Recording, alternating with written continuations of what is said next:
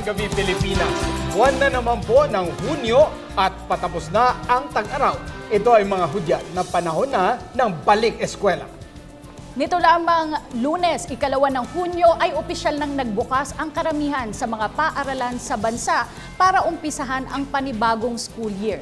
Isang taon na asahang hahamon sa katatagan at pasensya ng mga magulang, guro at mga mag-aaral.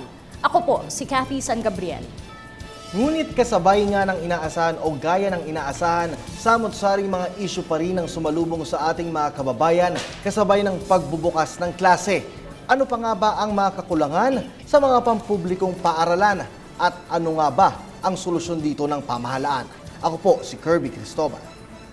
Yan at marami pang iba ating tatalakayin ngayong gabi. Ako po si Attorney Mark Castrodes. Samahan po ninyo kami sa 1.5 oras na paghimay sa isyong ito. Dito lamang sa School Year 2014, a PTV Special Forum.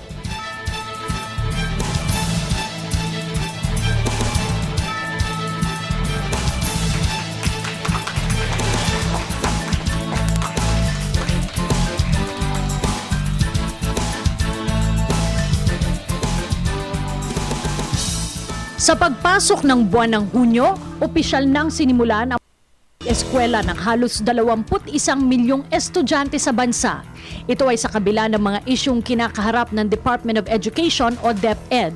Tulad na lamang ng mariing pagtutol ng ilang grupo sa tuition fee hike at ang kahandaan ng mga paaralan sa bansa, lalo na sa mga lugar na higit na sinalanta ng Super Typhoon Yolanda. Ayon sa Malacanang, ang DepEd ang may pinakamalaking alokasyon ng budget sa lahat ng mga kagawaran ng gobyerno para sa taong ito.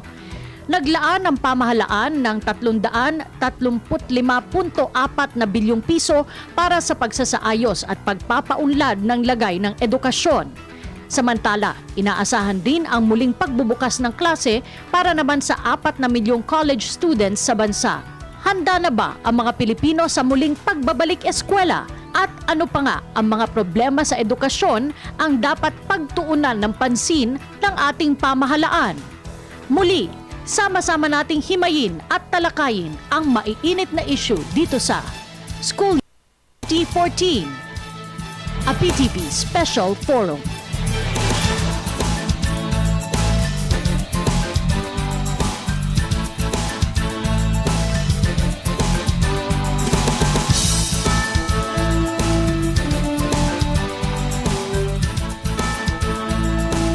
Muli isang magandang gabi, Pilipinas. Mga isyong may kinalaman sa kamakailang pagbubukas ng klase, Mark, ang pag-uusapan natin ngayong gabi. Iba't ibang isyu na may kinalaman po ukol sa sistema ng edukasyon, seguridad, mga bayarin at syempre yung hindi mawala-walang problema ng kakulangan sa classrooms at mga gamit. Last week, pinag-usapan po natin yung tuition fee increase. Ang pag-uusapan natin ngayon, infrastructure, yung buong pangangailangan ng ating educational system. Kaya nag-imbita tayo ng maraming magagaling. Humigit kumulang 1 bilyong piso, Mark, ang inilaan ng pamahalaan para sa taong ito na mapupunta sa edukasyon. Saan nga ba ito ilalaan? Dapat malaman natin yan. Sapat din ba yan? 1 bilyon para matugunan ang lahat ng ating pangangailangan. And then there are threats of security, bullying, anong sitwasyon doon sa mga kababayan natin sa Visayas na naapektuhan ng Yolanda. Kaya simulan na natin ang ating talakayan ngayong gabi. Kasama po natin dito sa ating studio, Ginoong Jesus Mateo, Assistant Secretary for Planning ng Department of Education. Magandang gabi sa iyo, Attorney Mark, Cathy at Kirby, at saka sa ating mga invited guests dito.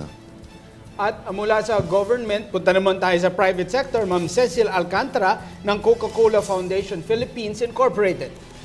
Hi Mark, good evening. Good evening Cathy and Kirby, and good evening sa lahat. Kasama rin po natin para bigyan naman tayo ng ideya kung kamusta naman yung seguridad at tuloy-tuloy ba yung pagbabantay ng ating mga opisyal ng pamahalaan. Mula sa Armed Forces of the Philippines, siya po ang Deputy Chief of Public Affairs Office, Major Angelo Guzman. Cathy and Mark, magandang gabi po sa inyo lahat at sa lahat ng nanonood ng PTV4, good evening po sa inyo lahat. Mga nakaraang araw, Cathy, maganda ang balita hinggil dito sa anti-bullying campaign ng PNP. Kaya kasama po natin Police Superintendent Robert Domingo, Public Information Officer ng PNP. Good evening, Attorney Mark. Ma'am Cathy, Kirby, magandang gabi. At syempre, hindi po mawawala yung usapin sa transportasyon pagdating sa pagpasok ng ating mga estudyante sa kanilang mga paaralan. Kasama po natin mula sa Land Transportation Franchising and Regulatory Board. Siya po ang tagapagsalita nito, Attorney Mary Ann Salada. Magandang gabi po, Attorney Mark, Cathy, and Kirby, and sa mga nanonood po. Yung ba tuloy pa rin kaya yung franchise ng mga school bus? Di ba nag-i-issue yan? Tatanong natin maya-maya lamang. OIC of Law Enforcement Service ng Land Transportation Office naman po, Ginoong Muhammad Yusuf Lamping. Magandang gabi po sa lahat. Magandang gabi, Attorney Mark and Miss Cathy. Magandang gabi po sa lahat ng nandito sa nakikinig ng PTV4 Special 2014. Magandang gabi po. At ito isa sa mga binabantayan tuwing first day ng klase. Ang kanilang paaralan po mula sa Batasan Hills National High School. Siya po ang assistant to the principal, Miss Edna Banyaga. Magandang gabi po sa ating lahat. Tama po kayo dyan. Kami po ang isa sa mga pinakababantayan na paaralan po tuwing bukasan po ng paaralan. At wala po itong lahat ng kwentuhan natin, Cathy, kung wala itong ating susunod na guro. Siyempre, yung ating mga teachers ang humaharap sa ating mga estudyante, Ginoong Kerwin Regis ng Dituazon Elementary School. Magandang gabi po sa inyo lahat, Sir Mark, Ma'am Cathy, at sa mga nanonood po. Umpisahan natin, alamin natin, kamusta nga ba yung naging opening ng classes sa mga public schools po That's yan right. sa ating bansa noong nakaraang Lunes? ASEC, can you please begin? Again, magandang gabi sa inyo. No? Yung pagbubukas natin ng paaralan nitong June 2 ay ganda naman base doon sa mga report na nakuha natin sa mga regional offices and division offices. Yung command center na sinet up natin sa central office, merong counterpart sa region and division para nga tugunan yung mga complaints man o mga queries ng ating mga mag-aaral at ating magulang. Pero siguro idagdag ko pa dito, yung preparasyon natin sa pagbubukas ng paaralan ay hindi lang nagsimula nitong buwan na to. Kung maalala nyo, meron tayong early enrollment pati early registration nung January. Yan po ang simulan ng preparasyon natin. Ang layunin nitong early enrollment and registration para makita natin ilang bang mga mag-aaral ang pupunta sa ating mga paaralan. Pareho yan ng behikulo eh. Di ba pag public conveyance, merong nakalagay doon capacity. Hindi ba dapat rin ang ating mga paaralan may capacity rin? Kaya tinitignan po natin yan sa pamamagitan ng early enrollment. Para sa ganun makapaghanda yung ating mga punong mga ating mga guro at iba pang mga opisyales ng ating kagawaran. Ano? Itanong na agad natin kay Ma'am Edna Banyaga. Ma'am, sa inyong experience sa Batasan Hills, yung pagbubukas po ba, was it as expected o nagulantang kayo sa dami, nahirapan po kayo? Dahil taon-taon niyo po itong ginagawa? Opo, pero ngayong taon po, as early as December 2013, gumawa na po kami ng mga plano. Ang talaga pong pinagtuunan naming pansin, yung early registration. Kasi po, ang Batasan Hills National High School po, 3 malalaking elementarya ang sinasalo niyan. So, kailangan ma-anticipate po namin ilan yung aasahan naming grade 7 na paparating sa amin para nung January pa lang po, alam na namin ilang upuan ang kailangan, ilang classroom ang kailangan naming ihanda, ilang teachers. Through that, na-anticipate po namin ilan yung mga needs na kailangan naming paghandaan para pagdating ng Mayo, nakahanda na po lahat. Oo, kasi karamihan nagiging problema, no? Taon-taon. Maraming estudyante, biglang walang maupuan. Marami pala yung nasa isang klase. Kanya-kanyang bitbit na upuan. Nakwento mo sa akin yun. Nakwento ko sa aming lugar, meron kanya-kanyang bitbit ng upuan. Oo. Isa rin naman sa mahalagang tinututukan ay yung seguridad. Tuwi na lang mag-uumpisa yung pasukan, hindi lamang po ng ating mga estudyante sa grade school, high school, pati sa college, no? Lalo na yung university belt. Kaya tanungin natin, ano po ang naging paghahanda ng PNP Superintendent Domingo? Ma'am, good evening. No? Yung paghahanda ng National Capital Region Police Office, yung dati pa rin, ma'am, ito yearly event kasi naman tong balik eskwela na to. Eh. Kaya yung security, ma'am, talaga nakalatag na. Kaya lang ngayon, nag-adjust kami. Kasi nga medyo talagang madami talaga, ma'am. Naglagay kami ng police assistance desk, yung mga pads. Kasi kailangan to sa University Belt area tsaka doon sa mga malalaki. Kasi ma'am, ito yung takbo. Kasi alam naman natin, pagka-opening, sinasabayan din to ng mga, ng mga criminal elements, no? Nandiyan yung dukot, ipit gang, yung mga ganun. Kaya kailangan, ma'am, kung ano yung pag-a-adjust nila, nag-a-adjust nila. Inunahan na namin sila, ma'am. Bago pa mag-start to, yun nga, sa QC, sa Manila, nag-conduct na kami ng mga anti-criminality campaign. Kasi kailangan bugawin tong mga to. Pag di nabugaw to, ma'am, talagang pamamahayan eh. Kaya kasi ma'am, part ng University Belt area, ito yung aming focus area. Kung natatandaan nyo, dati naglabas kami ng 5 focus area, di ba?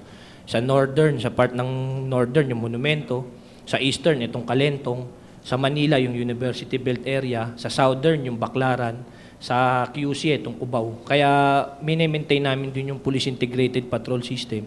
Yun nga ma'am, part yun yung Police Assistance Desk. Just a follow-up, sir. Ito po bang mga police assistance desk, ano po to? Buong taon po ba natin ilalagay ito dun sa mga areas na sinabi ninyo? Ma'am, ganun ang gusto ng regional director. Dahil laging sinasabi na lang ng mamamayan, ayan na naman ng PNP, sigasig na naman yan sa una. Pagkatapos na naman yan, banderang kapos, kung tawagin, banderang kapos. Kaya ang sabi ng regional director, hindi na natin gagawing ningas kugunto, itutuloy-tuloy na natin to.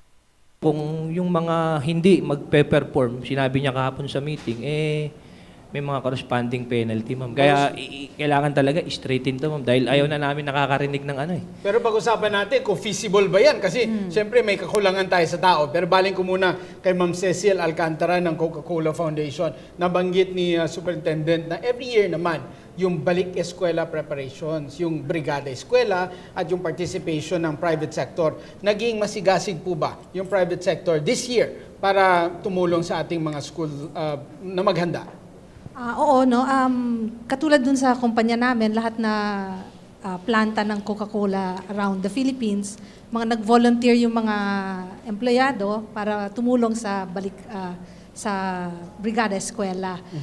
At the same time, tinitingnan din namin yung needs ng mga schools for classrooms, and we're working with DepEd to help address yung mga shortages, especially sa mga nasalanta ng Yolanda na areas. Detalye natin yun maya-maya. Kasi last year, naging concern yan, kung talagang magbubukas ba, kaya bang magbukas ng mga lugar na sinalanta ng bagyong Yolanda. At yung pera, Kathy, dumagsa, no? Pero naipatayo ba yun? Na-implement ba yun na maayos maya-maya? At umabot ba sa pagbubukas ng klase? Pero isa rin sa mga, medyo nahuhuli rin minsan sa pagbubukas ng klase, yung mga areas na may conflict. That's right. At yan po ang tinututukan ng Armed Forces of the Philippines. Sa ngayon po ba, kamusta po ang assessment ng AFP dun sa mga lugar na tinututukan natin? Yes, Cathy, bali. Itong opening ng school ngayon ay isa sa mga activities na binantayan po ng Armed Forces of the Philippines. Wala po tayong report na umabot ngayon sa ating himpilan na meron pong unwanted na mga incident na nangyari. But before itong opening ng classes, dahil po mas tahimik ang ating bansa ngayon, ay kami po ay lalo nakapag-involve sa partisipasyon namin sa Brigada Eskwela na activity ng Department of Education. Dahil dito, ang Armed Forces of the Philippines po ay pinag-utos sa lahat po na tumulong sa Brigada Eskwela sa buong bansa na makipag-coordinate itong mga detachments natin at mga camps sa nearest schools. Ito po, dahil po dito, nagawa po nating tumulong, makita po natin yung mga minor defects sa mga schools at ang mga sundalo po natin dito ay hindi po punta dito ng mga may dalang armado, kundi may mga dala silang pintura. Sila po ay nandito bilang isang pintor, karpintero at katuwang ng mga guro upang maglinis dito sa mga schools po na ito. That's what you call winning the peace daw. Tatanong naman natin sa LTFRB, Kathy, dahil katuwang ng mga magulang yung mga school service para ihatid yung mga bata. Dahil nagtatrabaho yung both parents, hindi maihatid mismo nila yung kanilang anak. Pero merong bagong regulation ng LTFRB. Attorney Mary Ann, pakipaliwanag yung inyong policy hinggil dun sa mga lumang school service. Nag-issue noong 2013 po, ang LTFRB ay nag-issue ng Memorandum Circular 2013-006. Ito po yung modernization ng LTFRB insofar as school service is concerned. So under this modernization policy, under Memorandum Circular 2013-006, by January 2015, dapat ang mga school bus service ay hindi lalagpas ng 15 years ng edad. Sa ngayon po, 2014, yung mga nag-a-apply po ng prangkisa ng, for school bus, ang requirement po ay dapat 2014 model. Pero nung May 22, nagkaroon po ng consultation meeting ang LTFRB together with yung mga asosasyon ng mga school bus. At humingi po sila kung pwede na mabigyan sila ng konting leniency. Ang naging resulta po ng public consultation is that maglalabas po ang memorandum circular ng LTFRB kung saan doon sa mga bagong prangkisa na yung mga nag-a-apply ng bagong prangkisa ngayon, inaalaw hanggang 2012. 2012 model. Okay. So medyo bago-bago yun. Pero kahit naman hindi bago, basta well-maintained yung mga school bus service ng ating mga mag-aaral. Pero isa rin sa mga maraming concerns tuwing magbubukas ang school year, yung mga guro natin. Sila yung direktang sumasalo nito mga problemang ito. Bumibili pa rin ba sila ng Sariling chok. Oo, yan. Taon-taon yan po ay problema ng ating mga teachers. Tanungin natin, kamusta po ang naging opening ng classes, Sir Regis, sa inyong paaralan? Good evening po ulit. Sa aming school naman kasi, wala kang masyadong problema. Kasi katulad nga ng binanggit ni Asek De Jesus, January pa lang, nagpre-prepare na kami for the next school year. So, na-determine na namin yung mga problema sa classrooms, mga enrollment. So, okay na yun eh. Ang ginawa namin sa school namin, so since okay na kami sa mga rooms, yung teachers namin inaskaso namin. So nagkaroon kami ng in-service training para mas maging equipped at mas maging masigasig pa yung pagtuturo ng mga guro sa mga bata. Kasi naniniwala kasi kami na kahit na walang classroom, basta ang teacher magaling, makakayanan yun eh. Magiging okay pa rin yung pagtuturo niya. Basta kahit na walang classroom, basta equip siya mismo sa sarili niya. May share niya knowledge sa kanyang mga estudyante. Lalong-lalo Skill na. talaga. Oo, lalong-lalo na ipinatutupad na yung K-12. Yes. Oo. Kay Ginoong Lamping naman ng LTO, sir, ang nakakabahala na image ng mga overloaded na tricycle. Yung isang tricycle na maliit, merong 7 Oo. bata, meron Kasi pa nakasabit. ginagawang school service yan ng ating mga kababayan kasi malapit lang sila nakatira yung mga sa Hindi ba public ito schools. hinuhuli ng LTO? Ano po ba ang polisiya natin dito sa mga tricycle? Yes, tama po kayo, Attorney Mark and Ms. Cathy. Kahapon po, nandiyan kami sa may Batasan area. Full force po yung LTO law enforcement natin. Nag-assist po tayo sa ating mga kabataan na pumapasok sa eskwelahan. And then, marami po tayong nahuli na apprehend ng mga motorsiklo, motor riders na overloading yung kanilang mga motorcycle. So, bawal po yung ma-overload yung motorcycle na naghahatid sa mga bata. And then yung sa mga Ilan po ba ang pwedeng isakay sa isang tricycle? dapat po at least mga 4 o 5. Dapat hindi sumobra ng 5 yan yung isang motorsiklo para hindi mag-overload. Kahapon po marami kaming natikitan na huli na overloading dyan sa may Batasan area. Nag-umpisa po kami ng mga around 6 o'clock up to 10 o'clock ng umaga ay marami po tayong nahuli dyan natikita na nag-overload ng mga motorsiklo.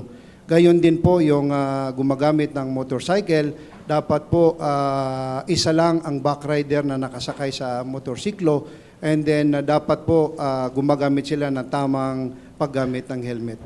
Kami po sa LTO Law Enforcement ay nagbigay po ng direktiba ang aming Assistant Secretary, Honorable Alfonso Tan Jr., na mag-assist po itong Oplan Balik Eskwela 2014. Hindi sa Metro Manila nag-assist kami, kundi Luzon, Visayas, Mindanao po, lahat ng mga regional offices natin ay nag-assist ang ating mga LTO Law Enforcement nationwide. Okay.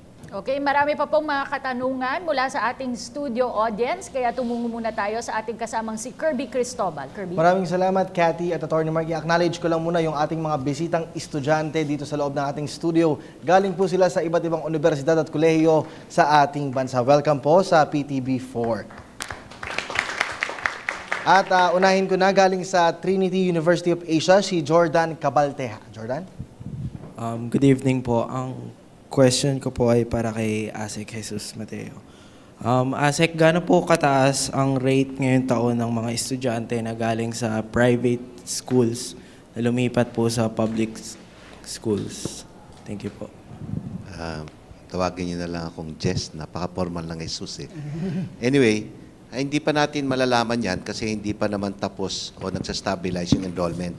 Pero last year, dito lang sa Metro, ang nag-transfer from private to public is 13,708. Ine-expect natin tataas pa yan base doon sa mga tawag na na-receive natin at saka yung walk-in doon sa ating command center. So pinapayagan po natin na magkaroon po ng walk-in, yung hindi po nagpa-early registration. Pinapayagan po naman natin kasi, alam mo, kailangan natin bigyan ng access sa education itong mga mag-aaral nito. Pero dagdag ko lang, Cathy, paulit-ulit na lang itong problema, yung mga magulang tinatransfer doon sa pampubliko, yung kanilang mga anak, sa dahilan na hindi sila na makabayad. Pero hindi ibig sabihin nun, pag tinanggap natin, yung utang nila tapos na yon. Hindi. Meron pa rin silang obligasyon na bayaran yung utang doon sa pribadong eskwelahan. Sunod naman na magtatanong, galing naman sa Philippine Christian University, si Badet Rivera. Badet? Po ay para kay Colonel Del Rosario. Protektado po ng juvenile justice system ang kabataan. Paano po kung masangkot sila sa krimen sa loob ng paaralan? Ano po ang polisiya ng PNP ukol dito? Thank you. Pag ganyan kasi yung JJ law, kung tawagin yun, Juvenile Justice Law, yung Republic Act 7344. Pag may mga ganyang insidente sa loob ng eskwela, normally, tine-turn over yan sa Women's, Children's, and Protection Desk. Ngayon, doon sa, kung tawagin namin yung mga Women's Desk, doon dinidetermine naman doon yun kung itong bata na to act with discretion eh. Tapos pagka ganun, kasi meron sa 9344, meron certain na doon na kapag 18 below, medyo hindi naman natin pwede pang aresto yun. Ang ginagawa, dine-turn over sa DSWD para dumaan sa proseso. Pero pag ganun, meron naman police assistance desk, pwedeng mag-request yung mga hindi kaya kung sino, lapitan lang nila yung mga pulis doon para ma-assist sila, tapos dadalhin sila sa presinto. Thank you. Sa aming pagbabalik, pag-uusapan natin, Cathy, yung bullying, pag-uusapan natin yung kalidad ng turo, at syempre yung Yolanda reconstruction work. Sapat na ba yung mga gamit, yung mga textbooks at yung mga classrooms para sa ating mga estudyante? Diyan lamang po kayo, magbabalik po.